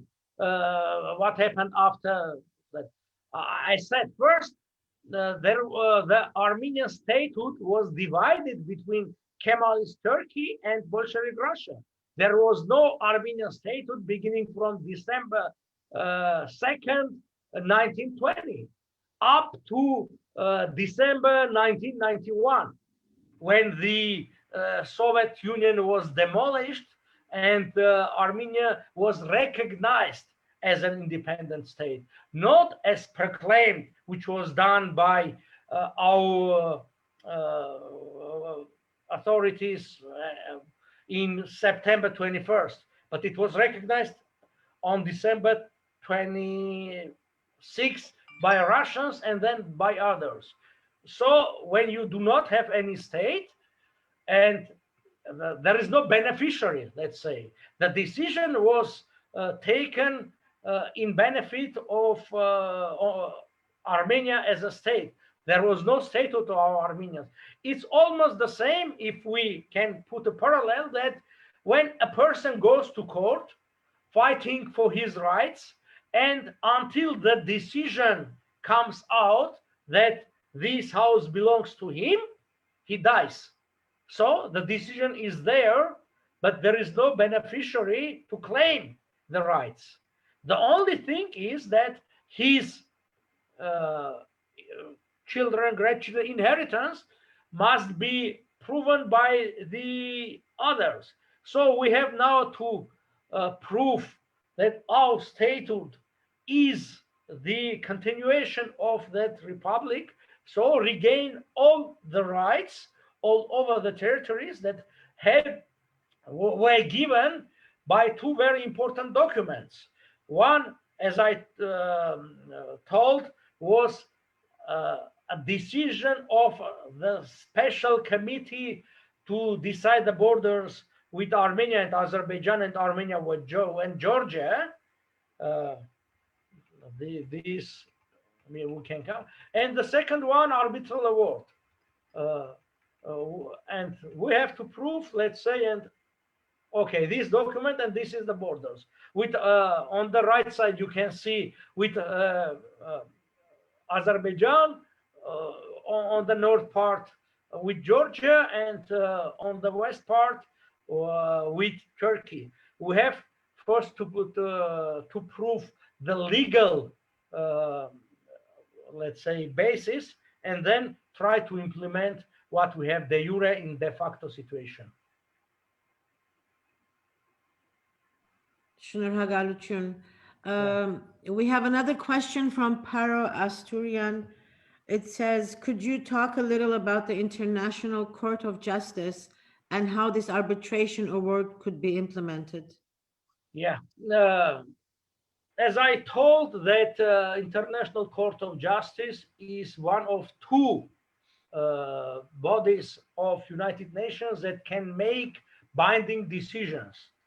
It's situated in Hague, in Holland, Netherlands. It has 15 members. They do not represent the states. They are not representative. There is no quota. As, let's say, in Security Council, there is fixed 5 permanent representatives. In the International Court, they are independent lawyers. Even some major countries always have their place there. Let's say from, it's already 3 years, Russian Federation is represented there by Kirill Gevorkyan, who was former Russian ambassador to Netherlands. I have sent my book to him when he was head of department in Russian Foreign Ministry. I met his daughter. We discussed a lot of bit about this. I cannot go into details, but there are possibilities. I myself went to Hague a couple of years ago on a special courses, a solution of territorial disputes with the help of third parties, which actually is the arbitration. I met some representatives of Australia as well there. According to the Statute of International Law, there are two kinds of decisions. First, so-called it's advisory opinion, when the court takes the decision, and these are advisory, not binding. But even advisory opinions are very important because it's the highest legal decision that can be done. let's say if we gained even advisory opinion, it's already, we can say, the first very important stage. It's Article 64 of the statute. And according Article 36, the International Court of Justice can make binding decisions on any international law question, also suggest steps to solve the problem. But the problem of binding decision is much harder because you have to pass several stages and to get there. But generally, this is the procedure. It's a very detailed procedure. You have to actually hire good lawyers to do so. Let's say specialists on the procedure. The best one was Shabtai Rosen, an Israeli lawyer. He died a couple of years ago, but the procedure is very important. Let's say Georgians, when they applied a lawsuit against Russia, and the issue was Russian invasion into Georgia in 2008, it was dismissed because the procedure was not done rightfully. And the Kirill Gevorkyan was a representative of Russian Federation at that time, not member of the court, and actually he later became the member of court because he very successfully defeated the case, the issue. Շնորհակալ ենք։ Մեկ հատ հարց մգապայտ չեմ կդեր թե ասոր հետ գաբունի Գրեգոր բարոն Վահե Մեսրոպյան դուք ծեր ելույթներուն նշում եք, որ Վաշինգտոնում մինչև 1933 թվականը կորձում էր հայկական տեսփանադունը Արտաշես Քարտաշյանի գլխավորությամբ, ով էր նրան տեսփան նշանակել Արմեն Քարոյից հետո եւ ինչ կորձունեություն էր իրականացնում։ So չեմ գիտեր թե ասի հարմար հարցում է հարմար հարցը ինքը սխալ բան է նշում, հարցը տվա չգիտեմ հայերեն պատասխանեմ, անգլերեն պատասխանեմ, հայերենով տված է։ Նախ Արտաշես Քարտաշյան, there is no person with this name Artashes Kartasyan, there is Vahan Kartasyan. I never said that he was Armenian ambassador. I thought that he was secretary to our American Committee for Armenian Independence. And head of that committee was James Gerard, who was British US ambassador to Germany during World War I. Yes, Armenian embassy existed until 1933. I have published the document, a letter from at that time State Department saying that, and dated November 1930, saying that from that date, United States State Department will not recognize the Armenian rights as an independent state. And the embassy was abolished because of that, because United States recognized the Soviet Union in 1933. After that, by that recognition, they recognized the annexation of the Armenian Republic into Russia. And by the way, the United States recognized the Armenian state on April 23, 1920, sent a special representative, Colonel Haskell, to Armenia. And from Armenian side, Garegin Pastormachian, Armen Karo, was assigned as an Armenian ambassador to United States until his death. After that, unfortunately, I do not know who replaced him and who was the Armenian representative in 1933. But anyway, the embassy existed there. The documents prove that the embassy was there. And by the way, it is the building, and so when someone will be in Washington, D.C., can visit. So it's modern Gabon embassy, the embassy of Gabon Republic there. Nice building, very nice building there. Yes. Շնորհակալություն հարցումունինք Garnik Zaryan, why Armenian government does not take several treaties seriously? Վստահ եմ խոսեցաք, բայց I don't know, because some of them are concerned that this will jeopardize Armenian-Turkish relations. My view is that regardless of Armenian position, we never can have normal relations with Turkey. And we can see now that for around 30 years, we never officially spoke about territories, but we do not have any improvement between Armenia and Turkey. Vice versa, we have the more activization of Turkish military around our borders and in Nakhichevan, part of territory, Autonomous Republic. One of this is the concern. Secondly, they do not believe that it's possible to solve the problem. Maybe this one.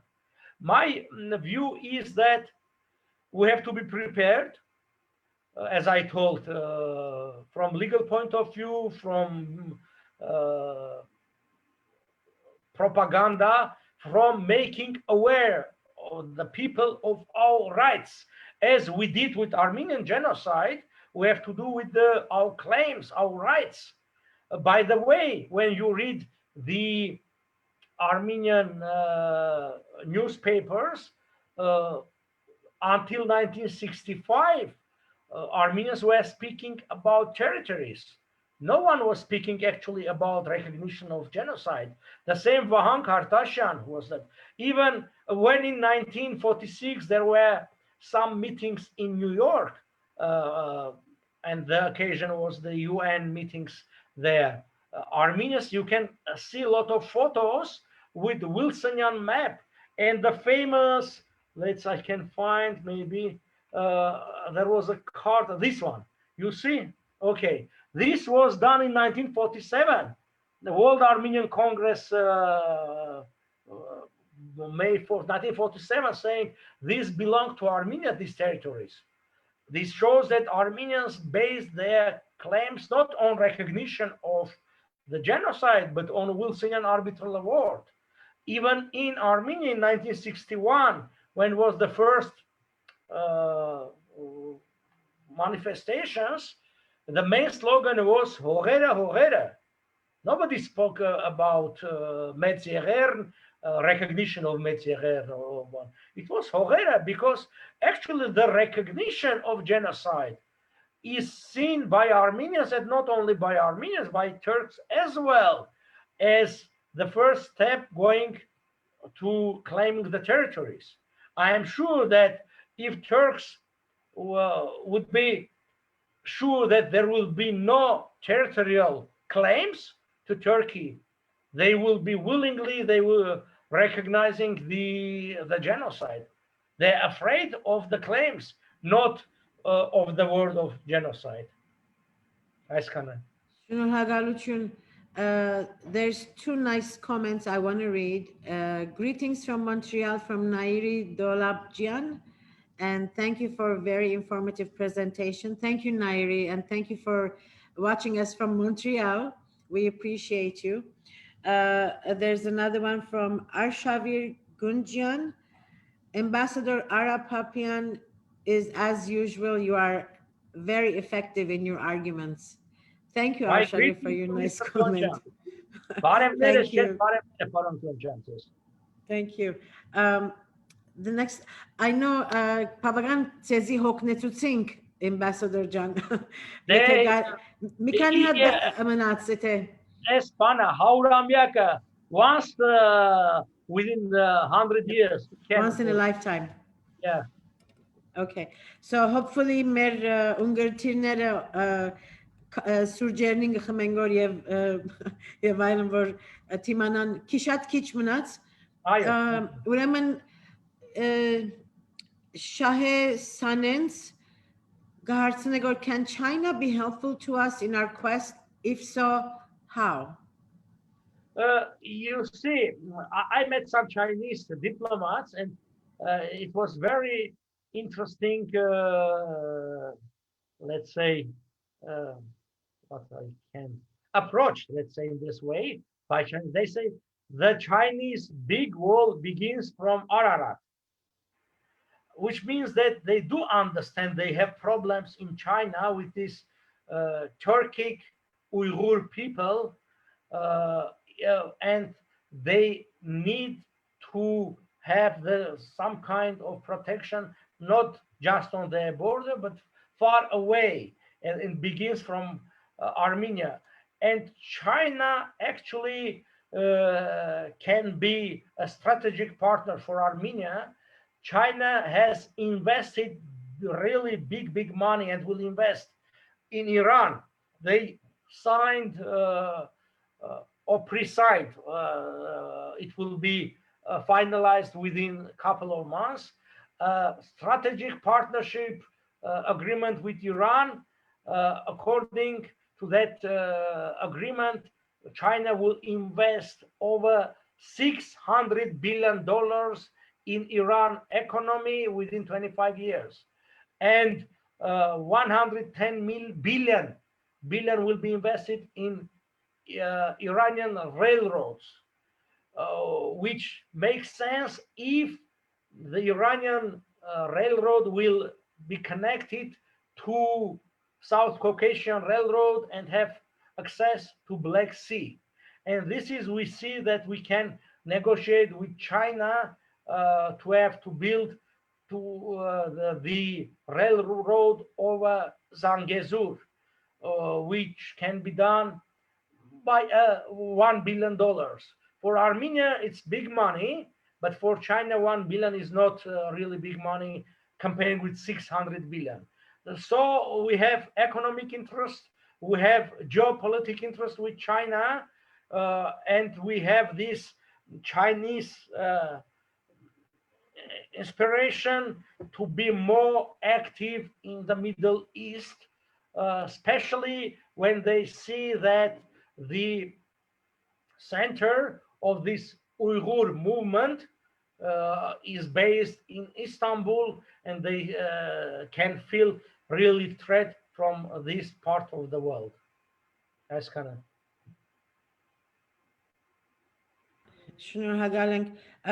There's two more nice comments. I just want to say, Hrant Varspedian, thank you, sir, for the information and excellent lecture.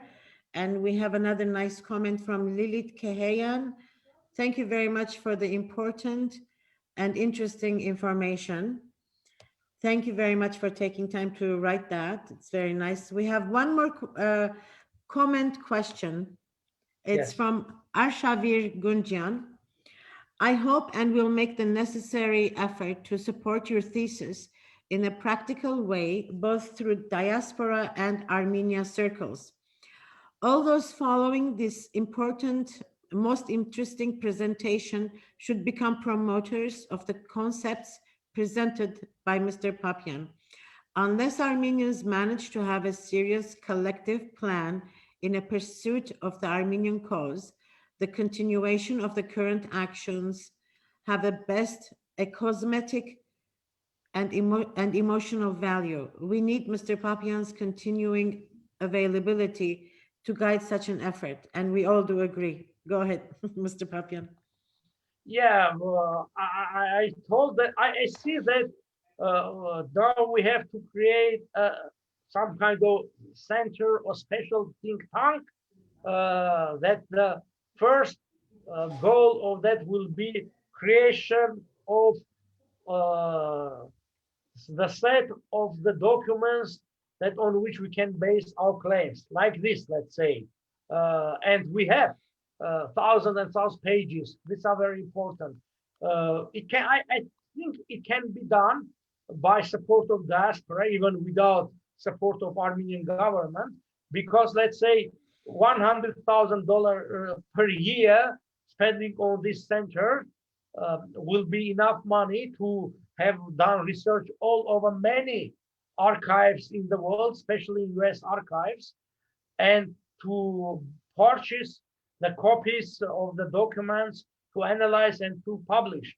I can think that 100,000 Armenian diaspora can afford per year within 2 or 3 years.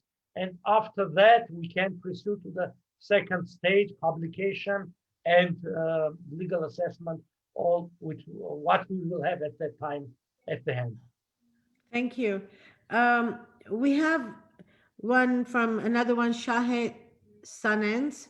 It says, a word or two about the Treaty of Alexandropol, please. Would that be okay with you? Yes, yes. Alexandropol Treaty was signed on December 3rd, 1920. Even the date, which you can find, is December 2nd. But it was signed already after midnight. Why I am emphasizing on the date? Because Alexander Treaty was signed already after that the Armenian authorities, İşğalության ներկայացուցիչները, has signed another agreement with Boris Legran, who was representative of Russian Federation in Armenia. It was 7 o'clock at the evening, PM, December 2nd.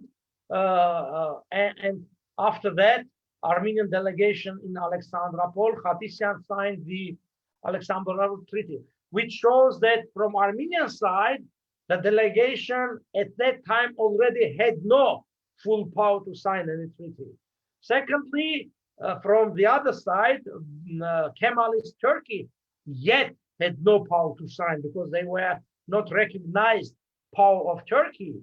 They were even, there was before that a court decision of an Ottoman court, and they all were condemned to that because they were seen by the central power of Ottoman Empire as rebellions, not more. Also, the Alexandropol Treaty never was ratified and never entered it into power. But the most important thing is that the treaty was not signed by subjects of international law, as requires the Article 2 of Vienna Convention of Law Treaties. So much. Okay, շնորհակալություն։ Ուրեմն նորեն տեքստ ունիմ Dr. Rafi Balyanեն, ընկեր Dr. Rafi Balyan. Comment actually, it's a nice comment. It says, this webinar has been most equivalent to a legal document on the road to our claims. We should continue to build our Madenataran of legal documentation to pursue our claims for justice. Thank you very much for your most informative talk. My pleasure. Yeah. Thank you, Dr. Rafi. I think we can come out with some kind of project really to establish in Yerevan a center for Armenian documentation on legal claims, territorial claims, not on genocide. We have a museum of genocide we can find on the genocide issue, but we have to have a special think tank that will deal with legal issues, not historical, legal issues, legal documentations. We have to, there is NARA, National Archives and Record Administration in Washington, D.C., in College Park. It's a small town north of Washington. There are thousands and thousands of pages, very important documents there. And now they sell all these documents already digitalized on DVDs. I have bought maybe 25, 30 these DVDs, but we need to buy another 100. There is a big list of that. 100 DVDs, it's almost 60,000 pages. If even 10% of these documents will be useful for us, it's 6,000 pages, which means it's 10 volumes of 600-page volume. It's very important. The one DVD, the price of each DVD is $125. Also, there are archives in Dallas University, in Stanford University, in many parts of, especially in California, that we have to go through. I am not sure what we can find there, because we just have the general description of documents saying that 3 cubic feet of documents on Armenians from 1918 up to 1923. No, there is no detailed description, but we need to go through all these documents. I'm sure we'll find very, very interesting official documents or suggestions. For example, there was a special committee created by Woodrow Wilson at the end of 1917. It was called the Inquiry. And the Inquiry had special branches for each part of the world. And there was a branch, a group of people that dealt with Armenian issues. And they have thousands of pages, gathered thousands of pages, very important documents. Even, let's say, just publication of these documents, it will give us the base for historical research. Even let's put aside for a minute, let's say, legal claims or the other things. Just publication of these documents will be very useful as we publish our ancient manuscripts to show that what we had at that time, the same it can be. I mean, it's will have several benefits for us from scientific point of view, from legal point, from political, because having one set of these documents in many universities will give the students possibility to go through these documents and write their essays or their thesis will be, let's say, mainly pro-Armenian, because the documents will show and prove our rights. So much. Thank you. Thank you for that. I have a question from Harar Jihanyan. He's asking, can President Trump cancel what President Wilson has signed? No, because it was sealed by the Great Seal of the United States. It became part of the obligation of the country, not the president. Wilson was so wise that sealed not by his presidential seal, by the Great Seal of the United States, and it was countersigned by Bainbridge Colby. You know that, as I told, it became part of the jurisdiction of the country, of the United States. Nothing can be done by arbitral award. It's there, it will remain there. The problem is, can we use that? Can we implement that, fulfill that? Otherwise, it can be always there as it was for 100 years.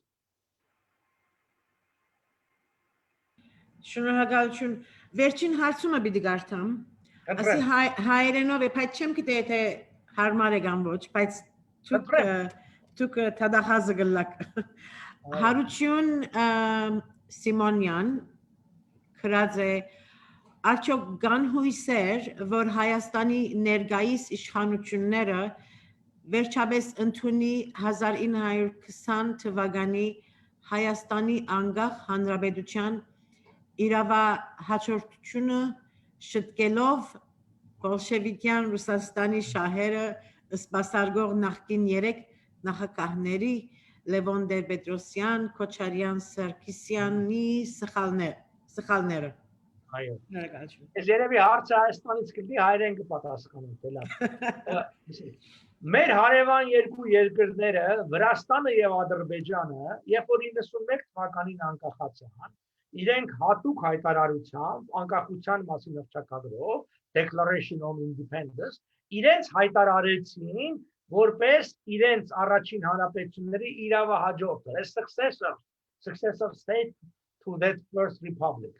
Որը մեզ համար շատ օգտակար է. Let's say with Azerbaijan, we can say, if we prove that the committee upon the borders between Armenia and Azerbaijan, I mean, the Council of Leagues Committee has decided the border, and the Karabakh is part of Armenia. Ուրեմն, երբ որ իրենք հայտարարում են իրենց իրավահաջորդը առաջանապետության, իրենք հրաժարվում են սովետական ժառանգությունից, այն կուսակցական որոշումից 21 թվականի հունիսի 5-ի, որով Արցախը տրված է որպես Ադրբեջանի ենթակայության տարածք։ Դա Կավբյուրոյի է, Կովկասյան բոլշևիկյան կուսակցության որոշումն է։ Հետևաբար, երբ որ իրենք հրաժարվում են, ուրեմն մենք վերադառնալու ենք ազգերի լիգայի։ Մենք պիտի անենք, ես ինքս այդ իրավահաջորդության կողմնակից եմ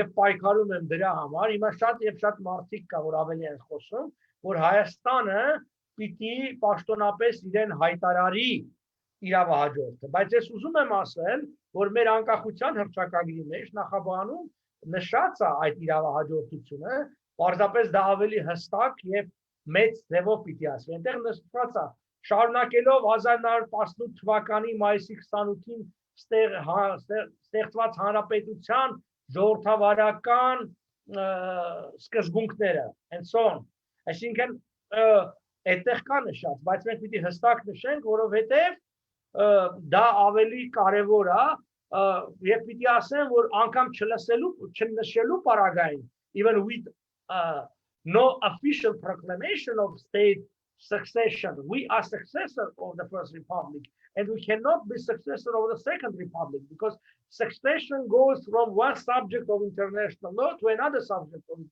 international law. The First Republic was subject to international law, it was recognized as that. The second, so-called second, let's say, never was recognized as a state, it was part of Soviet Union, and the third, modern republic, was recognized as well. So we have actually one statehood which began officially, de facto recognized January 19, 1920, was interrupted on December 3rd, 1920, and this interruption went up to December 1991, and then we regained our independence at that time. As many republics, as I told, Georgia and Azerbaijan did so, and also the Baltic republics. All republics that had a statehood before Soviets, they all regained their succession. Just Armenia never spoke about that loudly and more clearly. Այսքանը։ Շատ շնորհակալություն մեր ամբասադորին, ուրեմն խոսք պիտի առնեմ, որ այլևս չենք ուզեր չարաչար օգտագործել ձեր դրամատրված ժամերը, որ մեզին նվիրեցիք, շատ շնորհակալություն կհայտնենք, ուրեմն գուզեմ հիշել մեր հայկական Armenian Rights Council of America-ի հանձնախումբին անունները եւ շնորհակալություն հայտնեմ իրենց Paro Asturian, Hovik Chabukyan, Dr. Rafi Balyan, Hrant Varspedian, Shushan Baghbudarian, anşuştesem, Garo Kupelian, Robert Demirjan, support for your support system. We really appreciate it. I want to thank Ambassador Papian for your insightful, eloquent, and informative lecture, which was a great contribution to enrich our community. And I would also like to extend thanks to the Tekayan team for their dedication in helping put this virtual meeting together, especially Mihran and Carl, Sevan, and for everyone for your support. And most thank you to our public for being here with us. Հարկելի ունգընտիրներ, ցեզի բարի օր կմաղթենք, ցեզ եւ ցեր սիրելիներուն, ապահով մնացեք, especially during this COVID-19 uncertain times. God bless you all. Thank you and take care. And thanks again. See you next time, for sure. Աջակցություն բոլորի, տեսություն։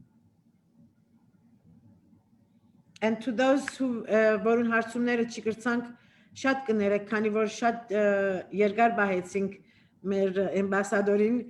So we will continue this more often որքան որ ինքը ժամանակ մեզի գնա դրամատրել, մենք նորեն պիտի ասիկա անպայման Yet virtual meeting gazmagerbենք եւ ցեզի լուր կտանք. Thank you. Pari or Polorit, thank you very much.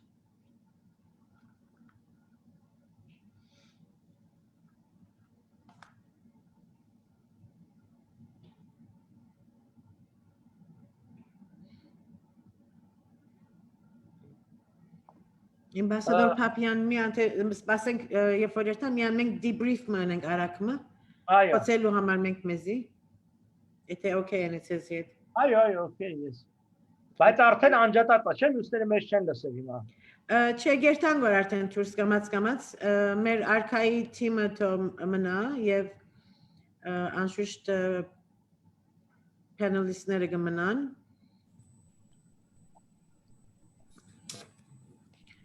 Կարծեք մոտ 2 ժամ խոսեցանք Ծեր Փերանին թալար շատ educational informative meeting մներ եւ շատ կոմենտներ գուկարգոր անշուշտ որ շնորհակալություն կհայտնենք որ ցեզի որ ասկան հրաշալի դերակցություններ դվիկ որ ես ընդհանրապես չէի գիտեր դիթեյլները եւ ահագին փանսորվեցած ես մե որ շատ շնորհակալ եմ Երբ որ բանը վիդեոն պատրաստ կլինի դրեք ինձ լինքը տվեք կամ գրկեք ես էլ կտնեմ իմեջի վրա Facebook-ի էջս մի 25000 մարդ կնայե, այսինքն ադալ թող տարածվեք։ Աստեղ մեկը ցերկը վերցուցերը Արա Սիմոնյան, if you're still here, Միհրան գնաս Արա Սիմոնյանին մեկ վայրկյան unmute-նել, եթե հոսեն է, չեմ գիտեր, գերեւի հարց մունի, բայց ես ցերկերուն չի նայեցա, գեցի մի հատ ես allowed to talk։ Արա հոսես։ Հա հոսե։ Okay, մեկ վայրկյան unmute-նեն քեզի։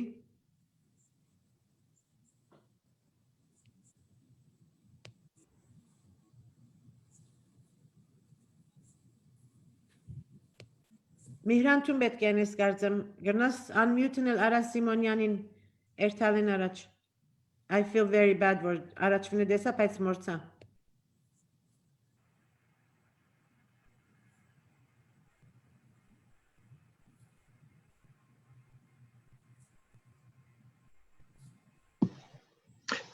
Inke Becken, yes, Irene Hergetsi asked to unmute. Oh, okay. Ara Simonian, can you unmute yourself so you can ask the question, please? We're not able to unmute you. You have to do it yourself.